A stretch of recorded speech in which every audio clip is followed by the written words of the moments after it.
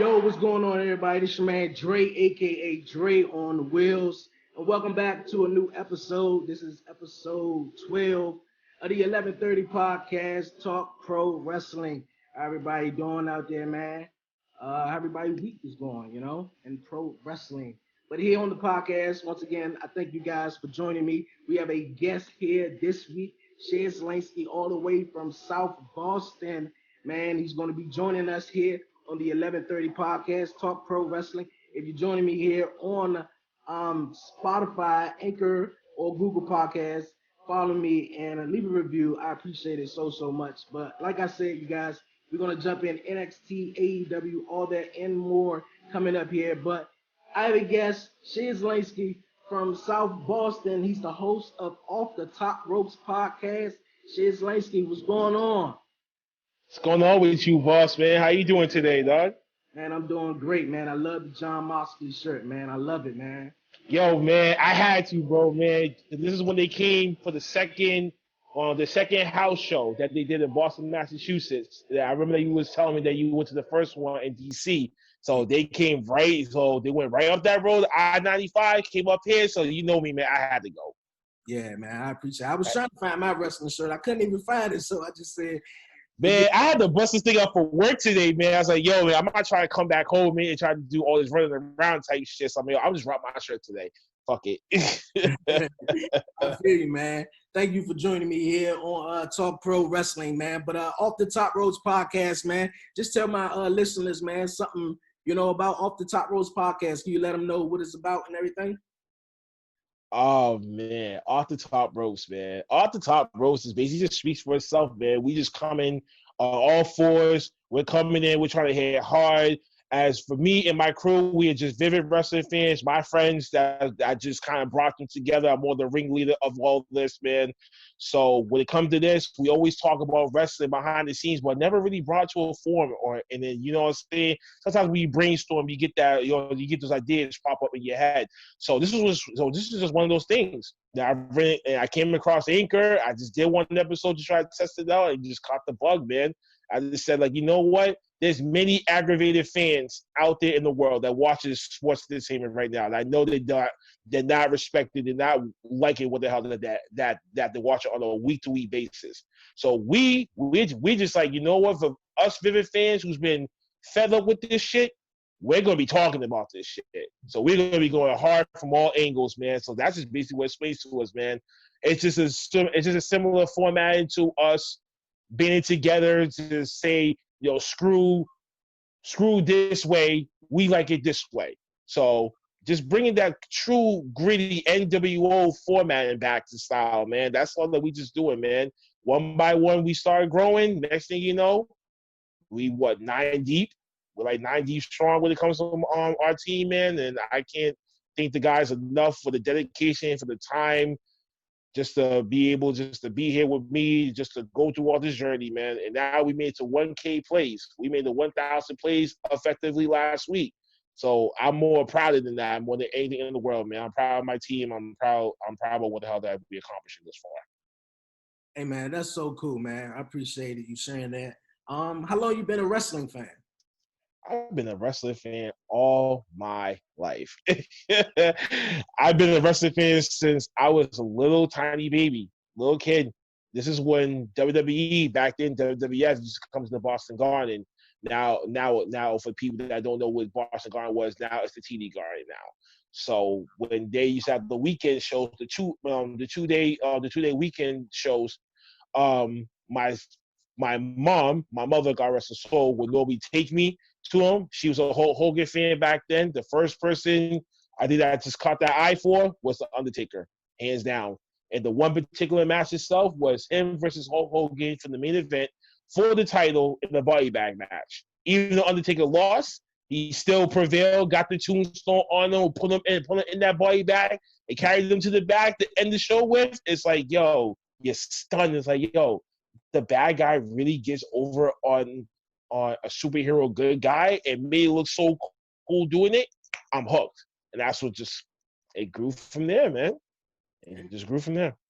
Who was your favorite superstar? You said Undertaker was your favorite growing up? Hands down, bro. Hands down. There ain't no arguing, no question about it, nothing. He was the first guy I seen, and I followed his career ever since. Ever since. And you got to dig to the deeper stuff, the way he was in New Japan Pro Wrestling, the way he was in the AWA before coming to the WWF, and when he was in WCW for a little short stint before coming to WWF. So when you really look back at someone's real, like, in-depth wrestling career, you find a lot of unique shit that that they don't even talk about nowadays. You know what I mean? It's all about what the hell that's been displayed on TV for so long. Only one person that we know. What about the indie world? What about the stuff that he was doing before they even got to where they was going into that company? There's a long history of that. Yeah, you're right about that. My favorite wrestler growing up was The Rock. So I remember when The Rock, The Undertaker was tag team champs. They weren't champs for too long though, but I remember. Right, yeah, I remember that. Yeah, man. So I was mad at The Rock when he came back in 2011, and he said, man, I'm never leaving you guys ever again. Well, bullshit, man. Oh, man. Away, man. But yeah, man, that moment when he returned in 2011, it was Valentine's Day, I remember, man. And man, I'm telling you, big fan, just broke down. That's what's up. Yes, man. Like, oh my God, like I had everybody in the living room watching me. Just was like, man, and he just shut your mouth, know your role, Michael Cole, and you know, man, The Rock was my guy, man. Oh, you know what's funny though? That reminds me of how Stone Cold Steve Austin was to me in that time period too. I was the same exact way, getting my family to get into the living room just to watch him, and then you just see him just whipping ass, drinking beers, and people just like, no, he's really going hard. This was me as an 8-year-old, by the way. So I'm 30. So imagine back then when it actually was in full fruition, I was in elementary school. So I remember a lot of shit when it came to that time period. So when it came to Austin, how you was just saying that you was affected by The Rock, that was me. I was over there in Austin's corner. I made a lot of money off of so many bets when it was Stone Cold Steve Austin. Yeah. So I know a lot of people that are Rock fans may not want to hear that, but I'm sorry, dog. It's Stone Cold. Stone Cold was the man. And you say you from South Boston, man. Have you ever been to a WrestleMania? And if so, did you ever go to WrestleMania 14? WrestleMania 14, I was there. Yeah. And it was just, as an 8-year-old, you were just bedazzled by it. I mean, I didn't give a shit. I was in the nosebleeds. I did not give a shit. That was a birthday present from my older cousin who had to fight his way to get 2 tickets just to take me. And he, within that day, like probably 2 hours before, he comes and gets me. He's like, yo, you coming with me? I'm like, where we going? Like, this is your birthday gift. So he takes me there, and then I'm like, yo, is that what I think? I flipped the fuck out, and I came so underprepared. It wasn't even like a joke. I was happy to the piggiest shit, bro. That night was one of the best hands down wrestling experiences that I ever had in my entire life thus far. That's what's up, man. Hands down, that's what's up. I've never been to a WrestleMania, man. That's still on my bucket list. You know, I've been to a Survivor. Have you been to like any Royal Rumble Survivor Series? I've been to a Survivor Series in 2009. That was here in DC. I missed out on the SummerSlam here in DC. That was 05. Eddie Guerrero versus Mysterio and the whole Hogan, Shawn Michaels thing. Mm-hmm. Yeah, I missed out on the SummerSlam up here 2005, Cena versus Edge. I missed out on the King of the Ring 2000. That was when I think who won the King of the Ring in 2000? I think Kurt Angle did. Kurt Angle won that King of the Ring that year. The Royal Rumble 2003, I went to that one. The Backlash that came in Worcester, I went to that one. There's a few of them that I remember going to, but I haven't been to a Survivor Series, and I haven't been to there's some other pay-per-views that I haven't been on, but the main one thus far that's on my bucket list still is Survivor Series. Cool, man. It's fun here getting to know you, man, and knowing there's other wrestling fans out there that's probably a bigger wrestling fan than me, man. The other black wrestling fans too, on top of that, because you don't see a lot of us really expressing ourselves and really talking about something that, you know, saying that we grew up watching, and it may not be a popular thing anymore, like how we see basketball, you know what I'm saying? But there's still certain individuals that still keeps your attention involved in it, that going to keep you going. Yeah. You know what I mean? So that's the only one thing that I kind of want to throw out there, because a lot of people been asking me about this whole wrestling thing. I'm like, if you grew with this thing as a kid, then more likely you're going to be watching when you're going into your adulthood. Same with basketball or football. That's an undeniable fact.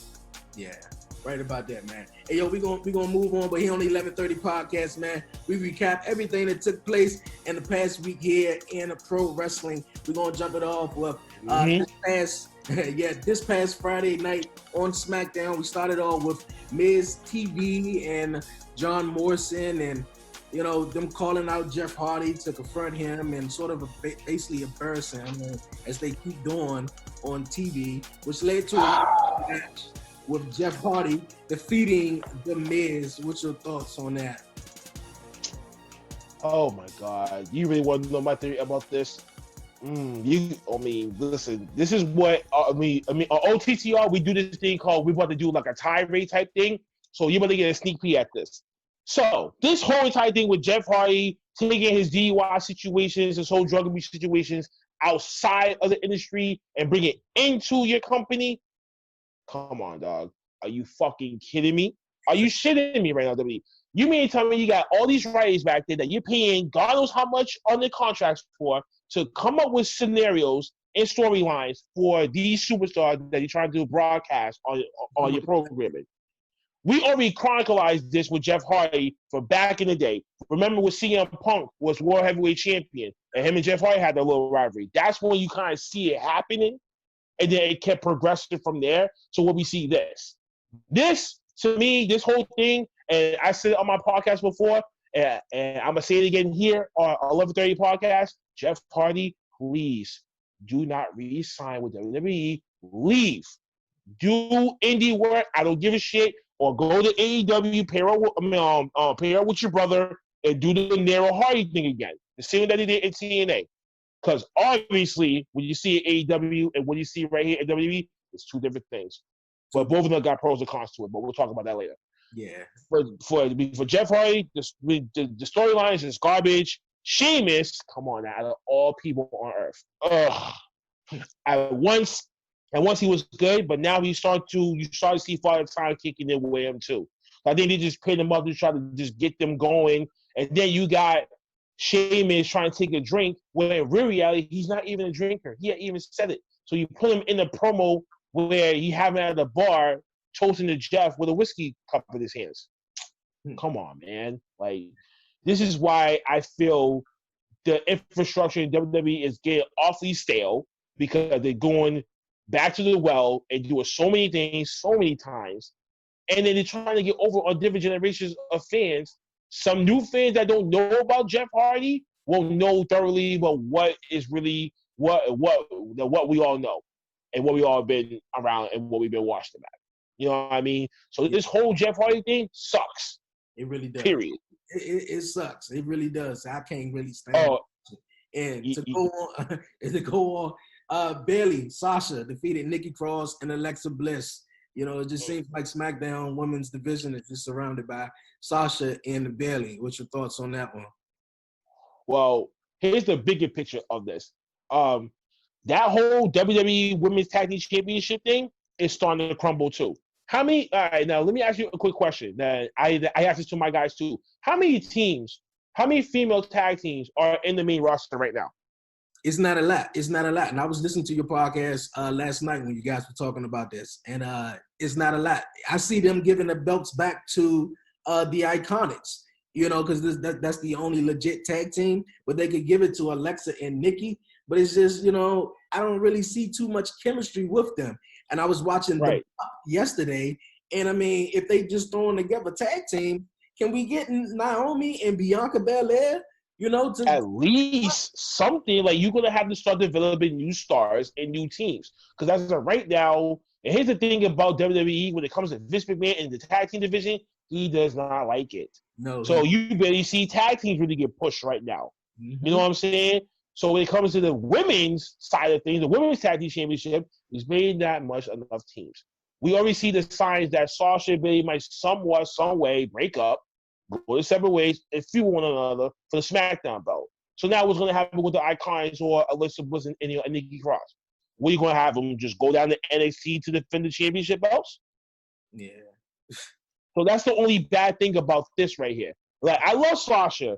Like, I mean, I love Sasha from day one. I mean, I respected Bayley from day one. I started to like her more when she finally became a heel. If I said screw the fans, I'm the role model. Cool. Thank you. Give us that flavor, that breath of fresh air out of a superstar that we've been following, but it's still the same old repeated story. Like, what the fuck is really? There's got to be more layers to these characters, because otherwise, you're not going to be fully invested in these characters. Right about that. Right about that. And we move on. Jey Uso hosted, I guess, one of the worst segments in SmackDown history with this whole karaoke thing.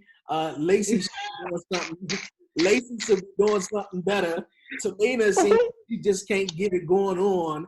And Dana, like, okay. And Naomi, man, these women should be either teaming up, maybe to fight for the women tag team titles, or somebody should be a new challenger for Bayley, not Nikki Cross. Yeah. But, you know, someone different, though. But I don't even know. Should I ask you? I heard you say on your podcast, man, about this situation, man. I don't even know if I want to ask you, but I'm gonna ask you, what was your thoughts on this karaoke segment on SmackDown?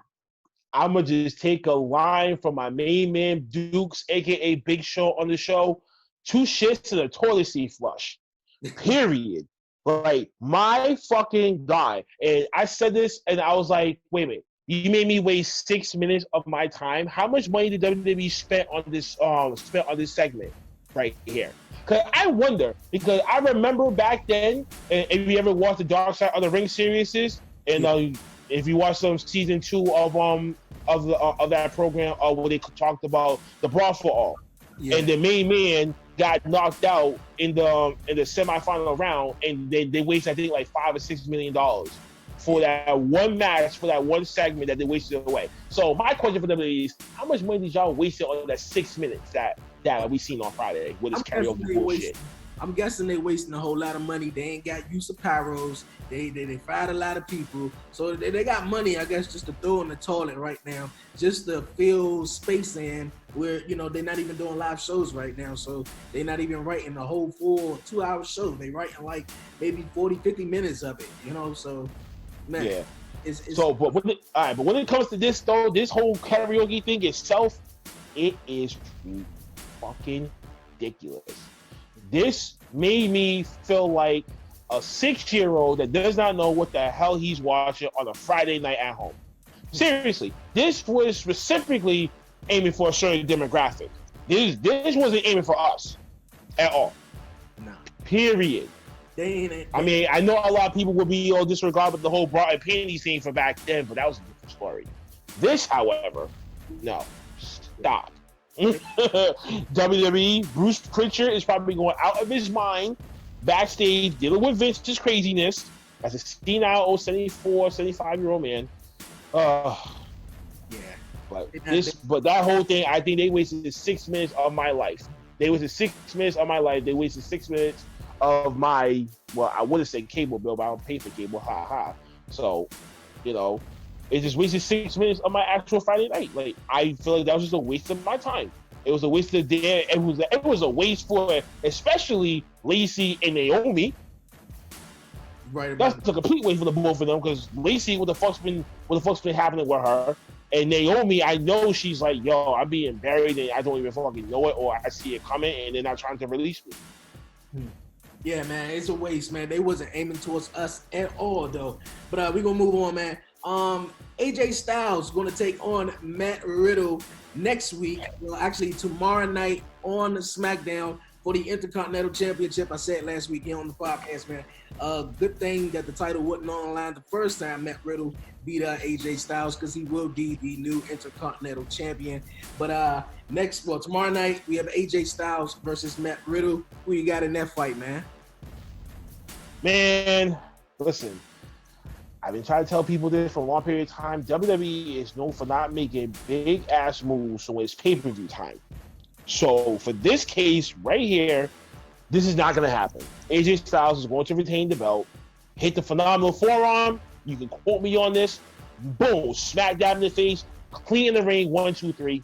He's going to retain the belt, and somehow they're going to build a little program with him and Matt Riddle to go into SummerSlam. And then you'll see a real title change happen. Matt Riddle might actually get his shine then. Yeah, I agree. I know AJ Styles is going to win that all the way, but I just wanted to get your thoughts on that match right there. It's definitely going to be like the show stealer tomorrow night, guaranteed for the way that the lineup is built. Mm-hmm. Guaranteed. That should definitely be the main event. If that's not the main event, I'm going to be highly pissed. Yeah. It's going to be a dope match. I already know it is. Also, we've seen Nakamura and Cesaro taking on New Day, which ended in a no contest. They threw out the match because Nakamura and Cesaro were getting too vicious for the New Day and put them through a table. These referees are soft, bro. They really soft. They just throw out matches really fucking soft. Like, I don't even understand it. What was your thoughts on that? I don't understand that finish either. I was mad as shit. I was like, wait, why is it a double DQ? I don't understand. Who did what here? I'm watching the same thing that everyone else is watching. I didn't see no way to disqualify. I think that was based on design, based on they don't want neither team to lose. And somehow, some way, you might just see them defend the titles at Extreme Rules on Sunday. On part of the kickoff show, maybe. That's the only way that I can see this thing really unfolding the way that it is. If nothing happens tonight, it'll definitely happen by Sunday. But that DQ finish was whack. I love the match. Like, even on my grade sheet, I gave it like a 3.75 stars. You know what I'm saying? Like, I usually do from like 1 star or 0 stars to 5 stars. 5 stars mean like absolute perfect. I wouldn't change anything about that match. You know what I'm saying? So whatever. But if it wasn't for that DQ finish, we probably would have had. We would have had a real decent, great, good main event going on that night. Yeah, it was a cool match, to say the least, though. But we're gonna move on. This past Monday Night Raw. Of course, we'll start off with the MVP Lounge. Yo, wait a minute. Quick question. What do you think about the new U.S. The new U.S. title belt? I think I like it. I think they just changed it, of course, with everything going on. And, of course, it's around the black guy, such as Apollo Crews. So it seemed like they had no other choice to change it. The whole country is under change right now. So Vince McMahon said, you know what? We're going to change it. It's like – yeah, true. Most of everybody that's champion in WWE is black right now, if you look at it. So yeah, it's about a good 11 out of 15, I think. Yeah. Are African American champions. I'm like, go shit.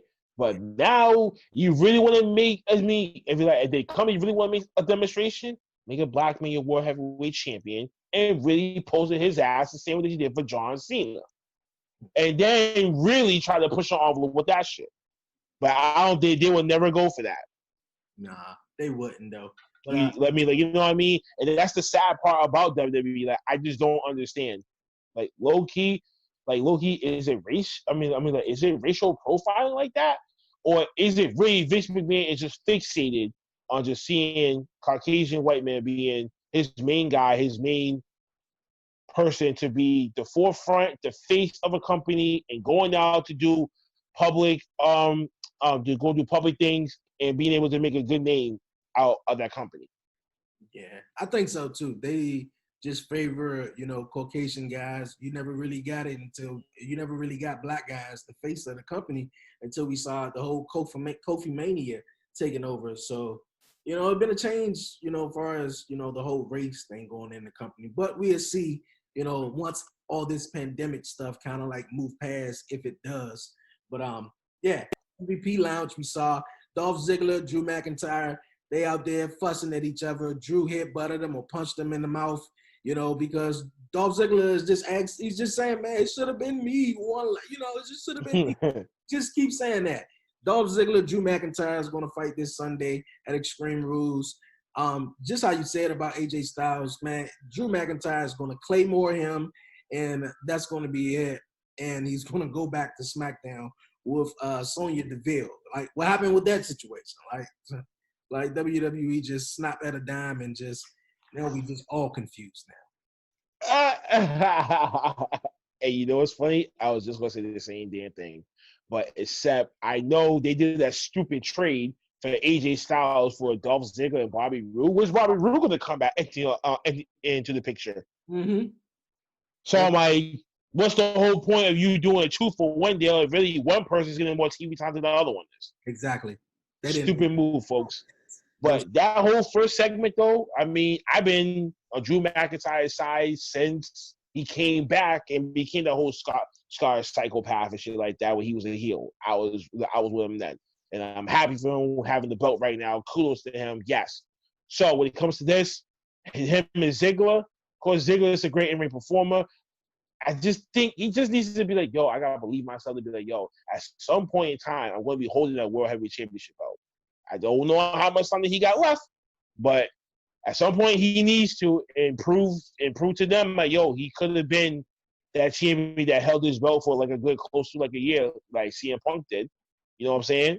So I think he needs to really step it up now on Raw after this is over and figure out what he's gonna want to do and stick with it. Otherwise, there's no point of him trying to stay and then, you know, stand and try to make a situation out of nothing over there where he can go somewhere else.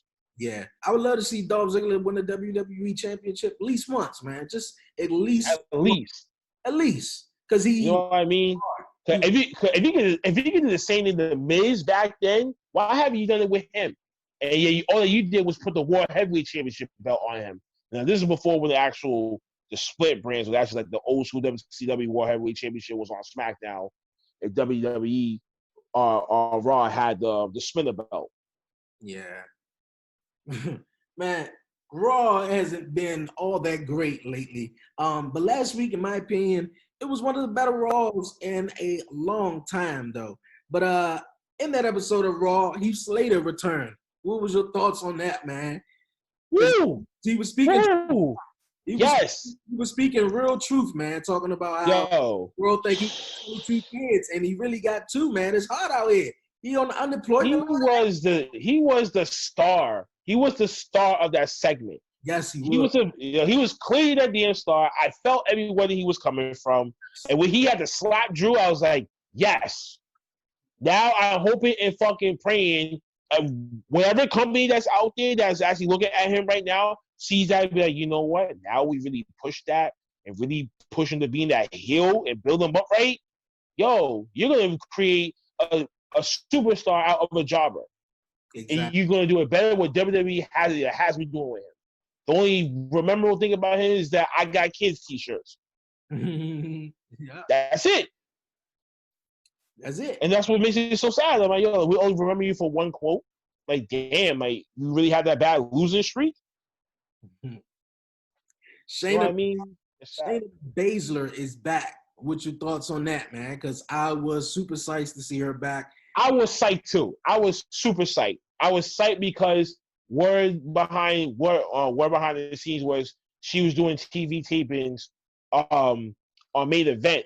So we wouldn't even see that shit unless you go on the WWE Network to watch that, to see her and Bianca Belair on those TV tapings for the last few weeks. So I'm like, you basically demoted her? Wow. Yeah, I heard sick, that. Vince. I heard Vince is not like her. Yeah, I heard that on your podcast. I didn't know that they were using them on Main Event. And I was like, wow, I thought these girls were just out of action just for right. But they actually bro. on Main Event. Yo, for real. That was like a slap in my face. To me, I felt a slap to their faces, especially Bianca Belair's. Why the hell you demoted her down into Main Event when she could have been utilized this time as Charlotte is out, you know what I'm saying, taking time off, and Asuka is already doing something with Sasha. You got to think about the whole big ass gap in the women's division. Come on.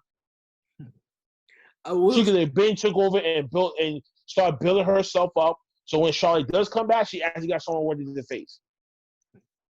Well, you know what I mean? You're right. On the topic of Monday Night Raw, Randy Orton has been killing it, man. The Viper is back. I hear voices in my head. They talk to me. They understand. And punted Edge, and then the next night punted Christian. What's your thoughts, man, on the Viper, man? He's just 20 years in the game, man. Almost, and he just doing his thing. Just keep doing it. Keep fucking doing it, Randy. You are the top-notch heel of that company right now. Ain't no one taking that spot right now for him right now. He's sitting pretty up there. And now watch where you're going to be seeing some shit like he's going to RKO Ric Flair and put him. Ooh. You're going to be like, yo, he definitely is the top heel right now. Him, right now, as being a heel, it was more effective being a babyface. He should for every I even said this at one point. There's only certain people that can be undeniably one-sided, and then that's it. Rey Mysterio can never play a heel. He's always been a babyface, and we always loved and appreciated him as a babyface. Randy Orton, best heel worker, is more effective as a heel worker than as a babyface. Straight up, Randy Orton is torturing people, psychologically damaging them, and giving great promos on top of it each and every fucking week. Like, forget it. There's only a few people in that locker room that actually gets no script, just give them guidelines, go. He's one of those people that know, give me keywords and guidelines, and then let me go off. Yeah, because his promos was just in the zone, especially when they wasn't having the developmental talent ringside, and him just straight towards the camera, or promos that he was doing backstage, man, he was just in the zone, man, just in the zone, man. Wait a minute, one more thing. I loved it when he came to that 6-man tag. I think the previous week, and he had Angel Garza comes to him, and then he had to hit him on the plexiglass. I'm like, yo, you better get your act together. And then I was like, yo, that's what sold it to me. I was like, yo, I felt that. I'm like, yo, Randy, you should have just smacked him right then and there. Get your ass in that ring and be like, ooh. Yeah. Yo, Randy's a dog, bro. Like, yo, don't be sleeping on Randy, bro. Like, he'll smack someone and be like, yo, start acting right. All that sponge being around Triple H and Ric Flair to learn from them and so many other people, and then calling his father, you got a fucking mechanism on your hands, man. Period. That's all I gotta say about that.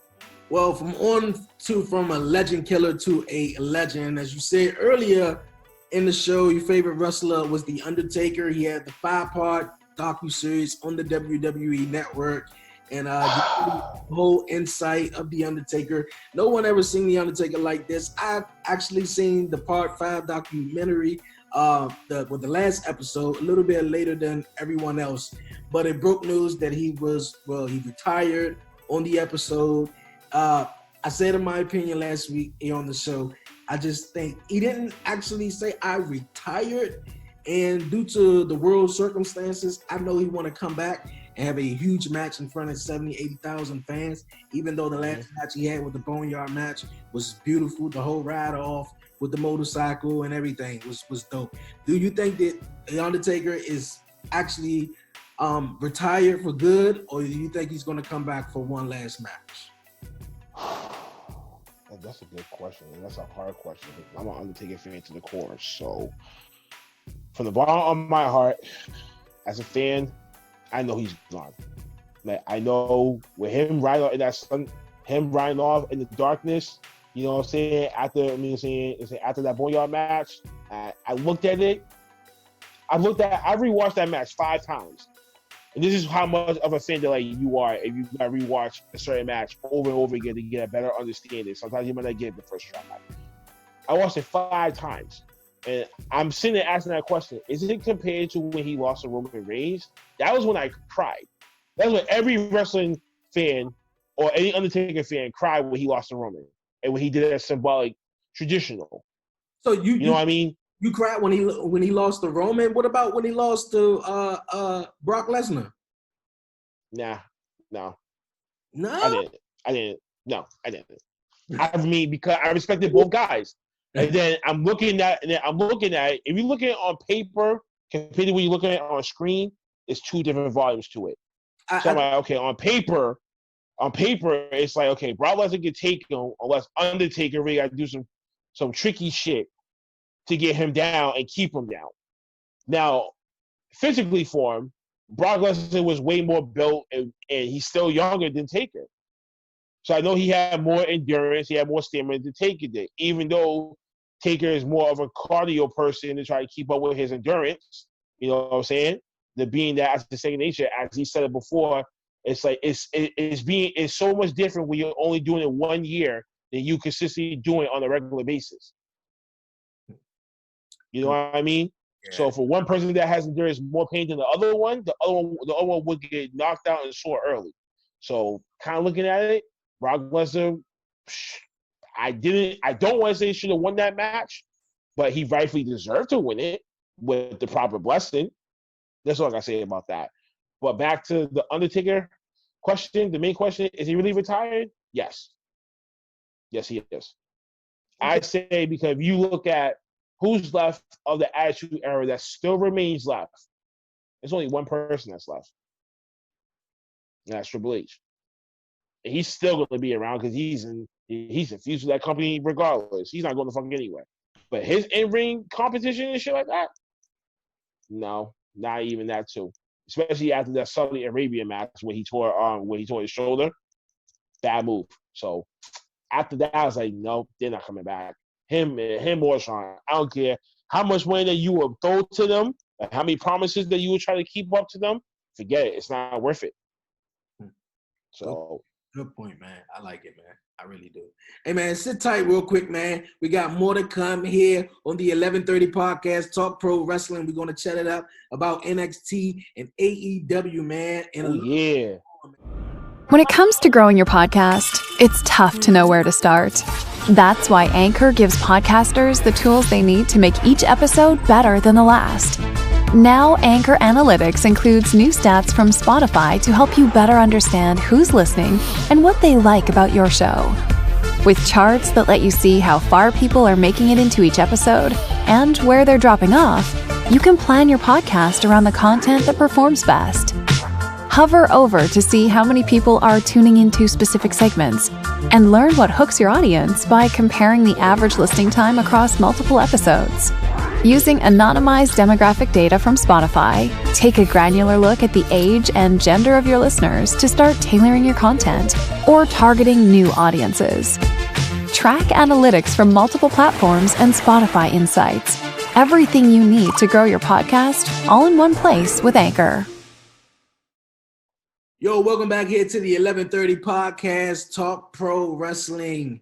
You guys, man, I got my man Shiz Lansky in the building, host of Off the Top Ropes podcast, man. We chatting it up here, all wrestling, man, all wrestling. I got my black brother here, man. Hey, you know, talking about wrestling and everything, man. Before we dive into that, man, I at least want to give your opinion, man, on what everything going on around the country, man, as a black man, if I could pull up my sign right now, defund the police, refund the people, believe me, I was protesting. So it hit a nerve in me because if it can happen to him, it can happen to anybody else, and it's been going on for so damn long. And if you're really gonna look back into the history of things, folks, please just be considerate about what you're going to be reading and researching, and what you're going to be thinking and experiencing, and looking out into the public eye and seeing what's really going on in the world. Please pay attention to what's going on in the world, folks, because this is not a game. People's lives are really jeopardized in certain people's ruling and hands, and this is just not it. As a black man, it's tough when you gotta look over your shoulder every day, even if you are even involved in the streets, or if you just involved in just bullshit itself that is results of you being arrested, you being incarcerated. This is all part of a game that they're trying to play to discredit our people. And just for me, apparently, I've just been low key just fed up with it. So as like, in order for you to succeed, you gotta change your way of thinking and your way of living. So with everything that's going on, just don't be afraid of this whole COVID-19 situation too. Be smart about that bullshit. You know what I'm saying? That is a man-made concoction that's been, you know what I'm saying, pushed to be able to, what they say, depopularize our population right now. So with that, it's just bullshit. Please, when it comes to this whole presidential shit, it doesn't have to be about the presidential. It could be about your district attorney. It could be about your city councilor, your mayor, your governor. Please research about these people. Gain the information that you need to make the right vote, to get the right people in that we can really make a difference. You know what I mean? So that's really the truth of the matter of fact. I want to get too deep into it. I just want to talk about wrestling, but that's my opinion from my mind as a black man here in Massachusetts, here who is an uncle, a brother, a son, a cousin, a best friend, a godfather. You know what I mean? I value my life. I know that you will value yours. And one of these days, people's really gonna open up and really see what's really going on outside, and they're really gonna try to take action. Keep my word on that. I appreciate that, man. As a black brother, man, I appreciate that. Yes, sir. We're gonna move back into wrestling, man. We're gonna move back in. What's your thoughts, man, on AEW? Because everybody love it. It's the new hottest toy that everybody want to play with, that everybody turn in the TNT, man. What's your thoughts on AEW? Because I think it's just new, it's fresh, it's something that we want. It's wrestling. It's not the bullshit storylines. They matches make sense. You feel me? Like everything is making sense. Even when the whole COVID started and WWE wasn't able to have fans and they weren't able to have their developmental talent playing as fans, AEW since the beginning had people and had their superstars ringside to feel that energy, to fill that void. So, man, like I was saying, what's your thoughts on AEW, man? All Elite Wrestling. I have this shirt and I have my snapback hat over there with a stack of my hats. So that's when you know that it's real. Man, as a wrestling fan, you know what I'm saying, that's been so programmed to watch one particular company for so damn long. We finally get a breath of fresh air when it comes to them. Thank you, Cody. And whereas Dukes, thank you, Young Bucks. Dukes would have had a field day right about now. You know what I mean? Just thank you, Tony Khan. Just thank you for the people that actually say, yeah, you know what, instead of me going to this big company over here, I'd rather go to this one. Let me try out this new company to see how this thing goes. And really going for this thing. I'm happy for the superstars. I'm happy for the whole entire company as a general. It's about to be, 2 years when it comes to January 2021 that they'll be fully in business. That's a pretty good accomplishment. You know what I'm saying? I love the wrestling, of course. Who doesn't? Of course. Shit. There's so many matches that we can talk about that I can get lost in this thing. But I don't want to do that today. Yeah, man. Just their overall quality of wrestling is what we've been dying for and seeking for the last 15 years. Right. Matter of fact, I'm gonna stretch it out for you. 20. Because that's about what? Yeah, 2000. When the Rock and Triple H and Stone Cold and them was still relevant, yep. So that was perfect timing. So for 20 years, after WCW went down, ECW went down, TNA, mismanagement, Impact growing but not growing enough, New Japan revitalizing itself across the country, so many different companies out there, we're all programmed to watch one thing. This one strategy, you know what? We're gonna take it to them. And boom, hit the fuck that we are with AEW. I've been more of a fan because one, the booking is not just one person, it's a whole team. And you got the smartest wrestling knowledges backstage in one room that can be talking about different fucking ideas, piece it together to make fucking sense. They don't have no writers, okay? They don't have no fucking writers. Sorry, WWE, but they don't have no fucking writers. Everything that they do, that's them. Give them some guidelines, let them work on this shit. This is why Dustin Rose is there for, to help, train, and teach them. You know what I mean? So they have guidance, they have mentorship, they have leadership backstage. And of course, you got Cody, of course, who's going to be really taking it on the TV screen when no one else backstage can. So respect to him. Now those are the key points. Some of the bad points is the referees don't have enough power when it comes to this thing. It's like anything can happen and no one gets disqualified. You know what I mean? They gotta restructure that. Give the referees more power because you're making them look like bitches right now, and that should not be it. You know what I mean? And go ahead. Are you saying that the referees, they feel powerless, like they can't call you, like just throw them out? Right, like they can't really make a stand and really be like, yo, I'm a referee. I got the right to either make you lose or make you win. You pick and choose. You touch me, you going down.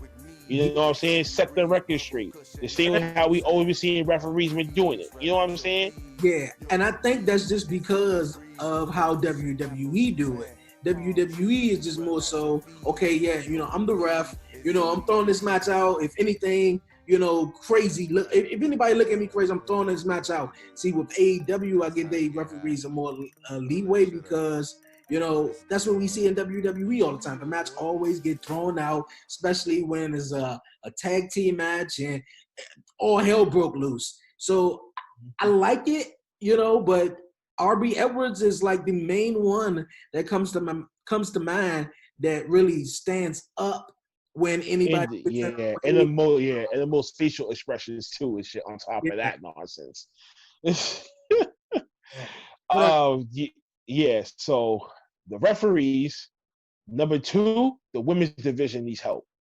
They really need help. Even though you have certain gems like Penelope Ford now, Hikaru Shida, Chris Statlander, and Britt Baker, and Nyla Rose. Those are the only five that I can think of. Those are like their version of the four horsewomen, I guess, or five, or Fantastic Five, whatever the fuck.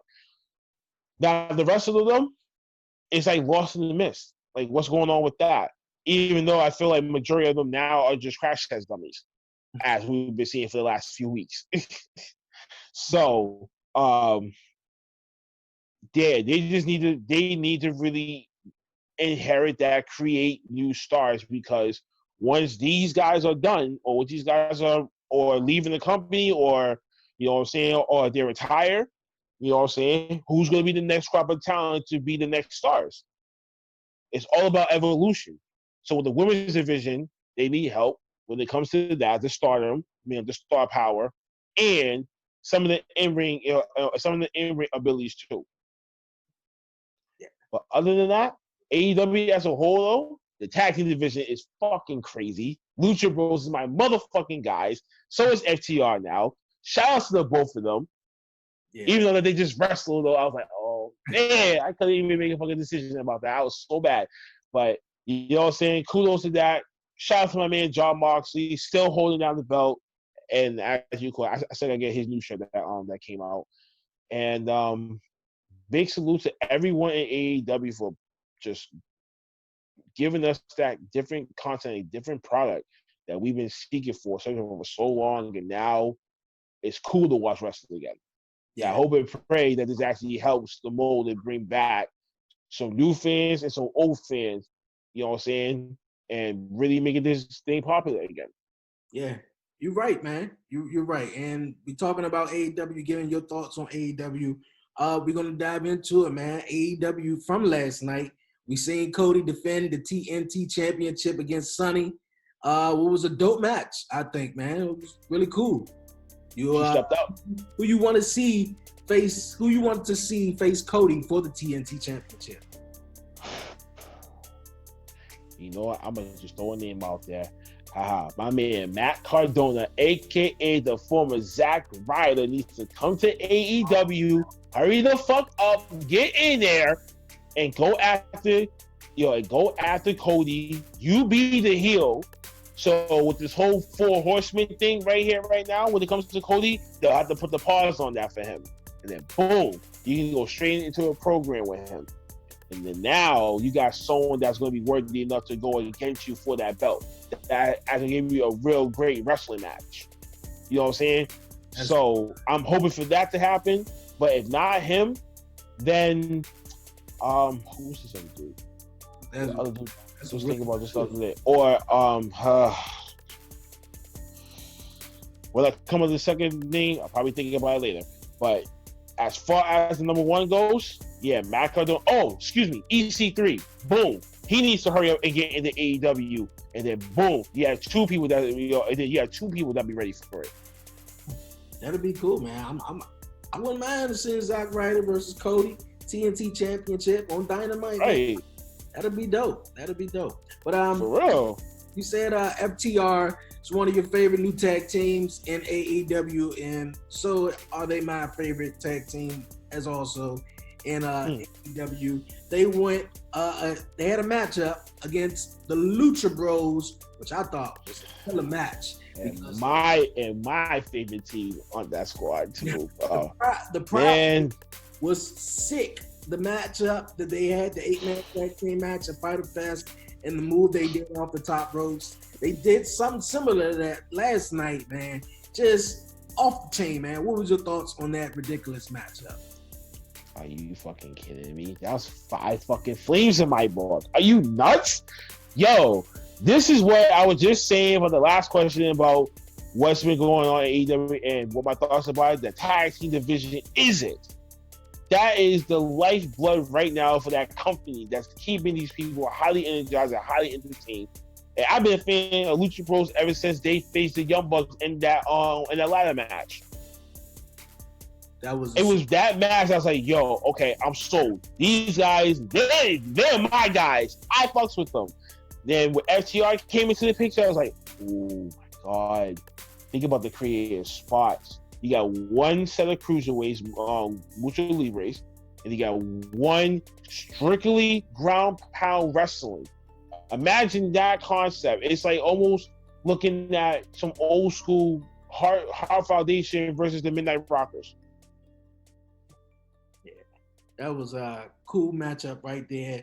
Dope tag team because they got a division, man. They got a real steep beat division right now. But one question. What do you think about the finish? Oh, it was dope. I liked it. You talking about the one from last night or the one the week before? Yeah. No, from last night. Last night was sick, man. He really ripped off his mask. Oh yeah. It snuck him into a small package. Like, get away with it. But oh shit! I did not see that coming. I did not see that coming. I've seen that so many times though. I was expecting him to kick out though. I was really just expecting him to kick out, and his tag team partner was gonna come in and save him, or give him his mask so he could put his mask back on.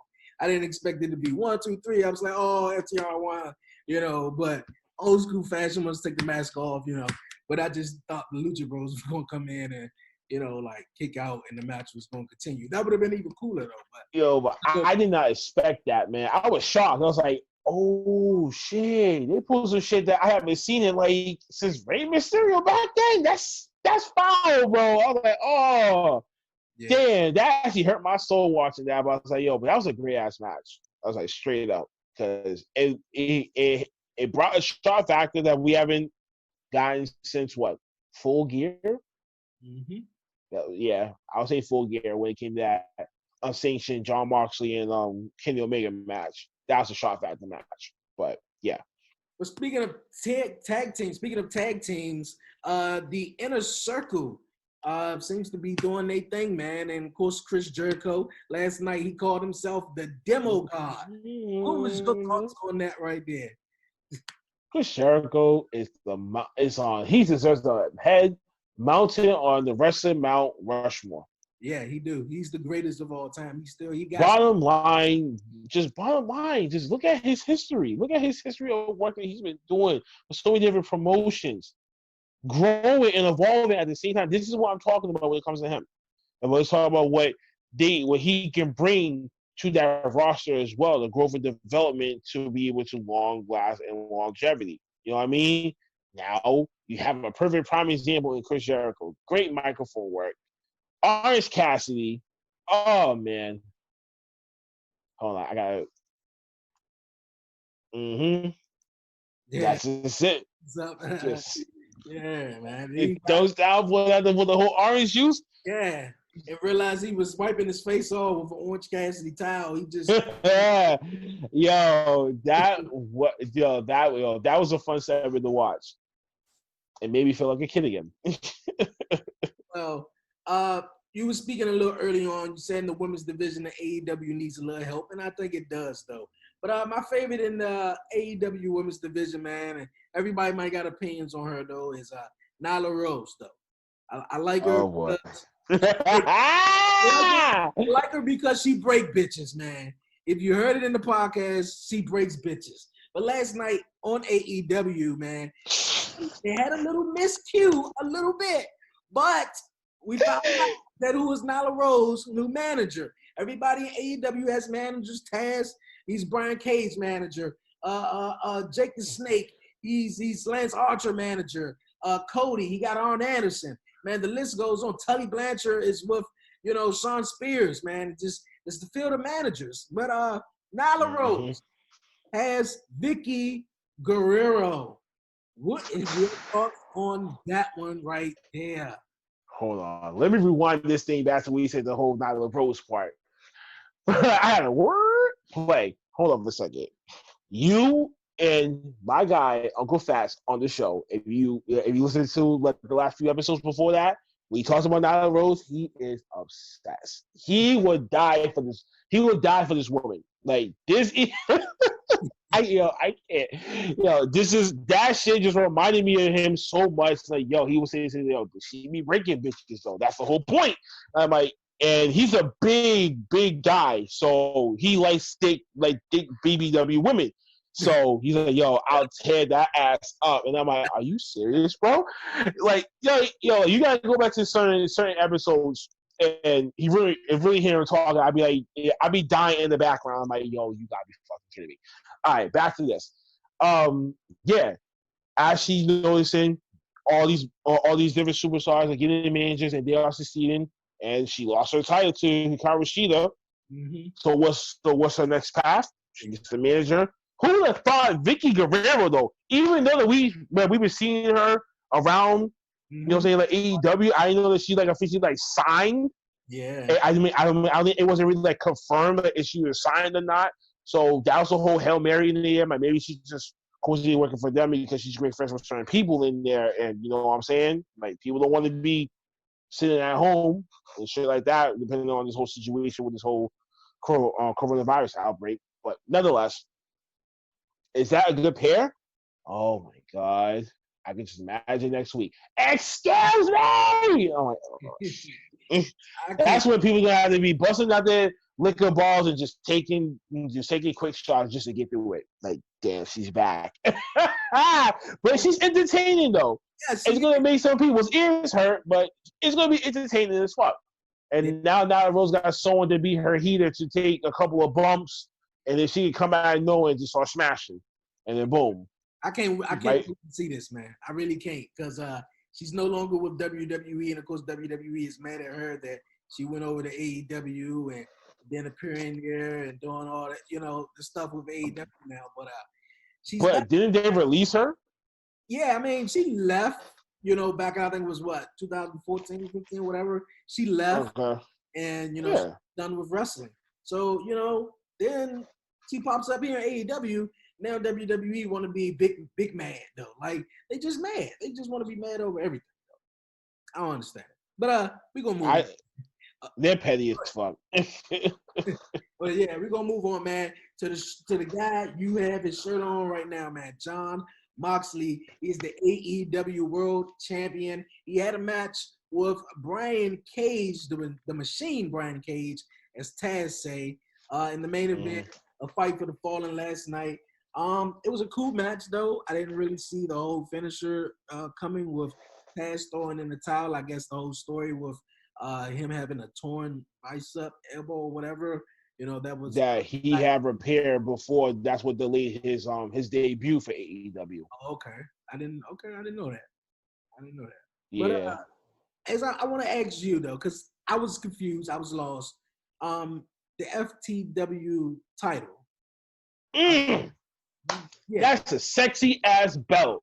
Now, let me just say this real quick. And I said this on my show.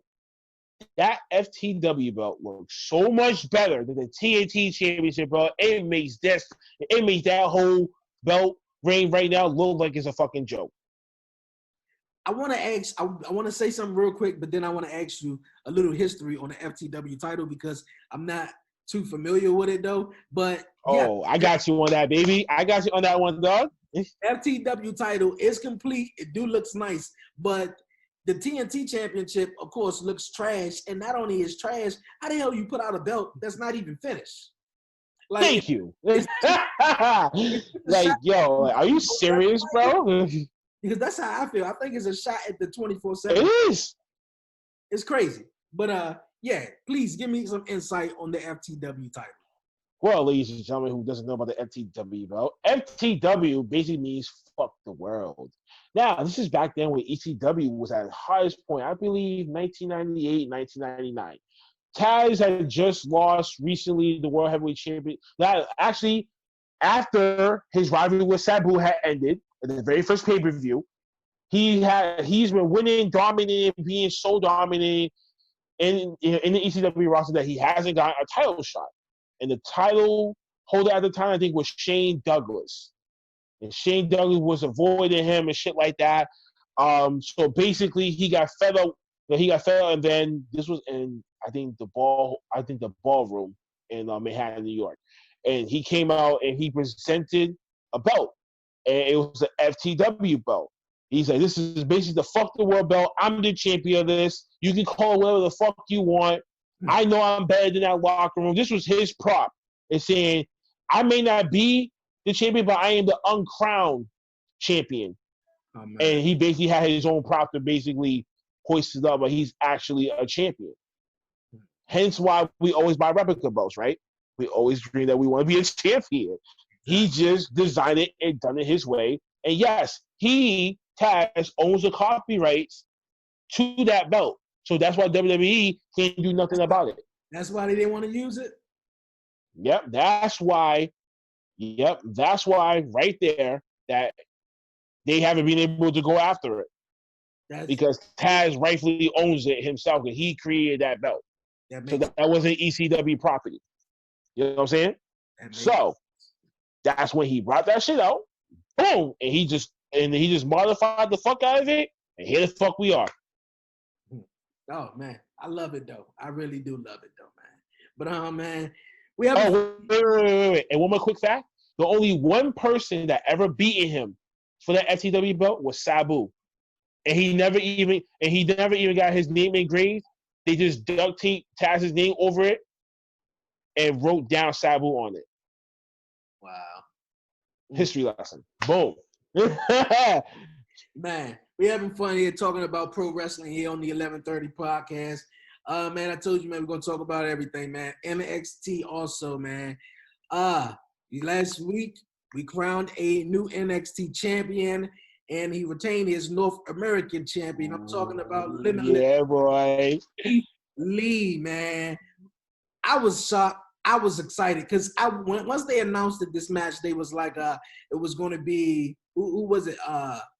It's going to be Johnny Gargano versus Keith Lee versus Finn Balor, and whoever the three-way. Whoever wins that takes on Adam Cole for the title. And I was like, ooh, this is good. This is going to be really good. I kind of saw Finn maybe winning it, but I was like, okay, they really pushed Keith Lee. So Keith Lee won it, and he beat Adam Cole, who was the longest reigning NXT champion, man. What was your thoughts when you saw that, man? Man, I was happy for my guy. Yes! Finally, I feel like the curse had like almost slowly been broken when it came to that. Like, Triple H is behind this, man. You look at so many other people that Triple H had built up, and then when they made to the main roster, you see what the fuck that happened to them. But when it comes to this one in particular, no. That represents for the big boys out there, man. Like, yo, I can not be any more happier for this guy. Keith Lee rightfully deserves it. Rightfully deserves both those belts. And whether he works as a big guy being that athletic, and still getting over it and still can cut, still can talk and cut promos and make you feel like you're gonna bask in his glory. Mm-hmm. You know what I'm saying? Just that phenomenal athleticism of a big guy that make you think like, damn, I wonder if people really, you know what I'm saying, really took it to heart, really took this thing to a full-blown passion and initiative. You can achieve what the fuck he's doing. Exactly. You know what I'm saying? So kudos to Keith Lee. Big ups to Keith Lee. He rightfully fucking deserved. Rightfully deserved. I know shit. I know that he was basking in glory with Mia Yim behind the scenes though. Oh Man, that was cool. And talking about Mia Yim, man, it wasn't until after the fact I knew they were dating. Did you see the main event? Did I see the main event? Yeah, the movie that's on Netflix. No, I did not. Oh yeah, no. Mia Yim is in the movie, and I was like, this movie came out, I think earlier this year, a little bit earlier this year, and I saw Mia Yim in it, and I was like, wow, Keith Lee was in it, and it come all full circle because I didn't know them two were dating. So now they put it on screen that they are dating and everything like that. So that's what's up. If they ever do the whole little mix match challenge, I know they're going to be one of the teams that's going to be in it though. But hell yeah, Keith Lee. Of course, is the new NXT champion and, of course, the North American champion. And he wanted to show his belts off and show that he's the champion, a fighting champion. And a person that he felt that is the number one contender is Dominik Dijakovic. And I give all the respect to Keith Lee for making that decision because them two had fabulous matches. They killed it. Mm-hmm. Each match they did, I'm talking Spanish Fly from off the top rope from these two big guys. Like, are you serious? We seen Lucha Bro do this, in FTR, but not, big guys such as Keith Lee stature. And they had a one-on-one match for the titles. Keith Lee retained the championship. What was your thoughts on that? Did you feel though that Dominik Dijakovic should have been the number one contender or the first, challenger for?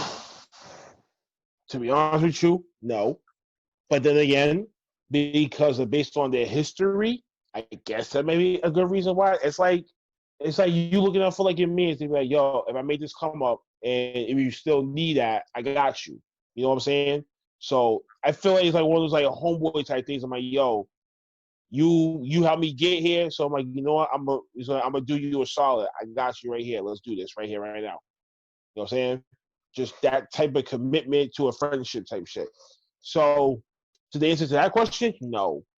I feel like this should have been other people. I feel like Finn should have been somewhere in this mix. Damian Priest should have been somewhere in this mix. Johnny Gargano, Tommaso Ciampa. What the fuck has he been?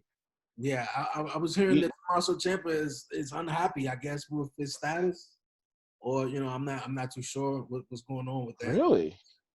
Oh, yeah. Shit. So, which means, I said it before on that episode when it came to them, his match with Killian Cross. I hated it because it was too damn quick. I thought we got robbed out of a blockbuster match that we was going to remember from it. That's going to steal the show. And we got a reduced puddle of shit. So I feel what Tommaso Ciampa is feeling. And I would be upset too.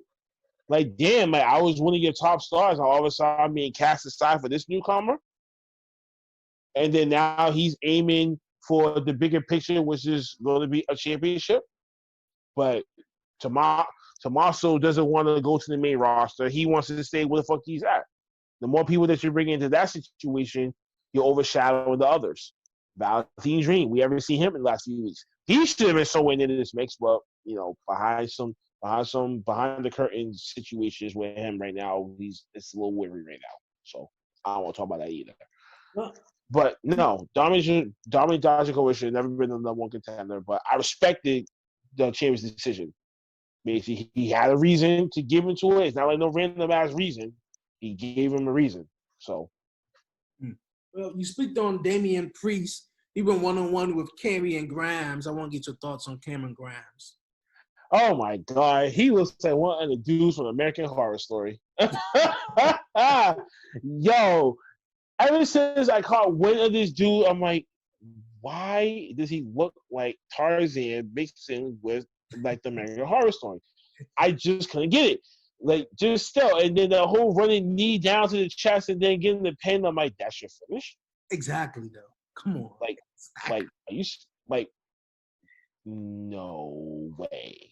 I would expected a running knee or something like that, like a Daniel Bryan and that type of thing. But I got that. I was disappointed at first. I don't like the gimmick. I don't like the gimmick of Cameron Grimes. I like it. He's like over the top though, but his finisher is weak because Kofi Kingston does it every time he wrestles. 1, 2, 3, kick out. So I mean, he goes Cameron Grimes on Wednesday night. He does it, and yeah, Cameron Grimes, baby. It's crazy, man. But yeah, for real, yo. I'm digging the character. I'm digging it. He's over top. He's like, I'm the man. I'm the guy. But Cameron Grimes, but yeah, it's certain people go on people, but disappointing. we gonna move on. We seen Timothy Thatcher win his matchup here last night on NXT, and Oney Lorcan and Timothy Thatcher having a little rivalry going on. I feel as though they match they had previously was just a warm up to what's to come. Timothy Thatcher is low key one of my guys too. Like if I'm Paul Heyman, I'm gonna select my Paul Heyman guys. Keith Lee's one of them. Damian Priest is one. Timothy Thatcher is another one. Finn Balor will have to be one, and Velveteen Dream will be my guys. That'll be my stable or squad. I will mentor and tutor them the best way that I can to get them to where the fuck they want to go. Boom. Focus. You know what I'm saying? He's one of those cats that I highly respect. Period. So there's no way that you can fucking tell me that you don't see a start in this guy. Right about that, man. like, come on, you don't see a start in this guy? I do, because the whole match they had with Matt Riddle and that little cage fight with Kurt Angle, special guest referee, that was pretty unique and pretty cool for Timothy Thatcher. And then he gives you some of that old school grappling wrestling submission style, like from the 50s and 60s, like real solidified maneuvers. Like I mean, like you know what I'm saying? It always reminds me of Kurt Angle to a certain extent. You know what I mean? One of those submission grappling wrestlers that, you know what I'm saying, that can really give you a good wrestling match. Like actual wrestling, not all like trying to do like high spots and shit like that. I mean like real German suplexes and shit. Yeah. Like real hard hitting moves. Got you. And I kept up with Timothy Thatcher's career in MLW before he came over to NXT. Yeah. I was really digging him. Really digging him though. But what's your thoughts on the NXT Women's Champion Io Shirai? Io Shirai. Let me think. She's rightfully deservable to be a champion, so thumbs up for that.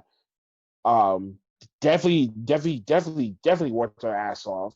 It was very underrated at first. I think people really didn't respect it at first until with certain matches that she had that won the fans over, and then they really got the crowd behind it.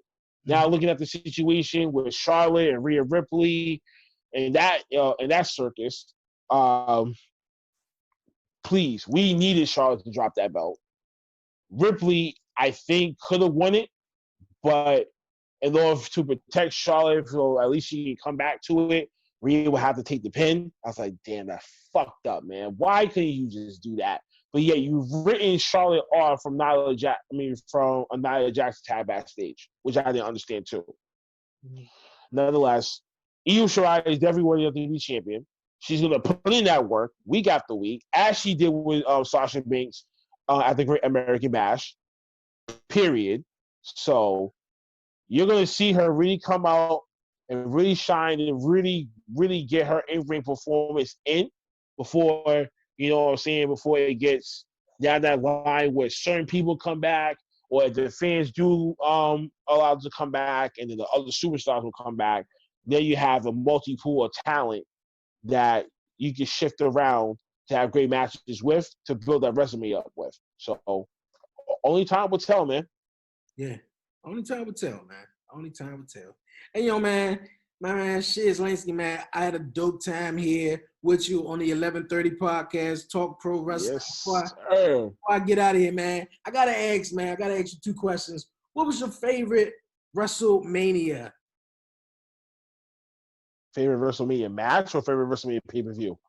Favorite WrestleMania, just favorite WrestleMania in general, and then I'm gonna ask you another one though. But yeah, just favorite WrestleMania, or if you have a favorite WrestleMania match, we can put that up there too. Okay, favorite WrestleMania match would have to be. Well, I gotta go with 2 options. I gotta go with 2 choices. Or two answers to that one. Stone Cold versus Bret Hart, WrestleMania 13, and Undertaker versus Shawn Michaels, WrestleMania 25. Dope, man. Yeah, dope. Stone Cold, Bret Hart, sharpshooter, Stone Cold bleeding, the blood running down. Iconic. The no better than that. The double turn, it just caught you by surprise. But we kind of seen it. We kind of seen it coming for weeks before that. As a 7-year-old watching this, like I remember vaguely certain things. Like, that's gonna affect that. And WrestleMania, when that thing came up, and then I see some of the hits that was happening, I'm like, okay, slowly but surely, but you didn't see it really to when it hits the end. But the WrestleMania 25, Shawn Michaels and Undertaker, oh my God, for both these guys to give it all when it mattered, and just by that match itself, just by the commentary, the atmosphere, just everything about that match was perfect. I wouldn't change that one thing about that match, especially even when Undertaker even done the dive over the rope outside and nearly landed on his neck. Mm-hmm. I'm like, low key, damn, we kind of need to, tweak that out. But then again, if I love it just the way that it is, I wouldn't change nothing about it then. Right about that. Great in-ring performance for both 2 legends, and whoever the hell was in that audience, I envy y'all. Over on that one, man. What's your favorite wrestling moment? At the very end, when Eddie Guerrero comes out and congratulates the championship belts, and they cry together and hug it out after confetti falls. Who cannot shed a tear for that one? Especially of a woman who rightly deserved to win those belts on that stage, and for the work that they put in, and looking through their journey, and them being best friends doing it too. It really can't get better than that, man. Yeah, that was an awesome moment, man. WrestleMania to end it with Eddie Guerrero and Chris Benoit. That was a dope moment, man. Hey, yo, man, before I get out of here, Shiz Lansky, tell my listeners, man, where they can follow you at and where they can check your podcast out. Other Off the Top Rope podcast. You can find us on Anchor Podcast. You can find us on Google Podcast, Breaker Podcast, Real Public Podcast, Spotify and SoundCloud. Also, follow us on social media as well on Twitter, Facebook, and Instagram, Off the Top Rope Podcast. And just use the hashtags support OTTR, hashtag OTTR, hashtag support local podcast, hashtag Off the Top Rope, hashtag Off the Top Rope podcast.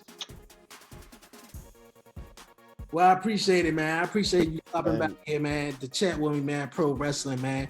I'm gonna keep in contact with you, man. I hope we can get you on the show. Yes, sir, man. I'm available anytime that you need me, dog. You know that. Appreciate it, man. Thank you for joining me here once again, everybody.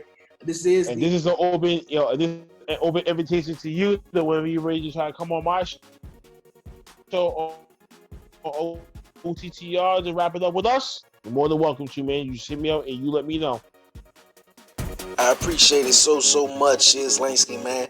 Thank you for stopping by the 1130 podcast, Talk Pro Wrestling.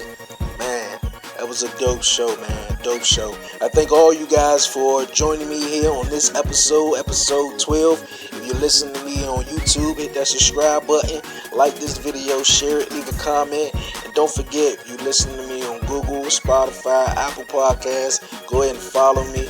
Leave a review. Give me a 5-star rating. I appreciate it so much. Once again, shout out to Off the Top Ropes Podcast. My man Shiz Lansky gonna do a SWAT time bond on you guys, man, for real. But once again, shout out to Off the Top Rope Podcast. Shiz Lansky for stopping by here on the 1130 Podcast, man. Yo, we making moves, man. Appreciate you guys stopping by, man, and we out.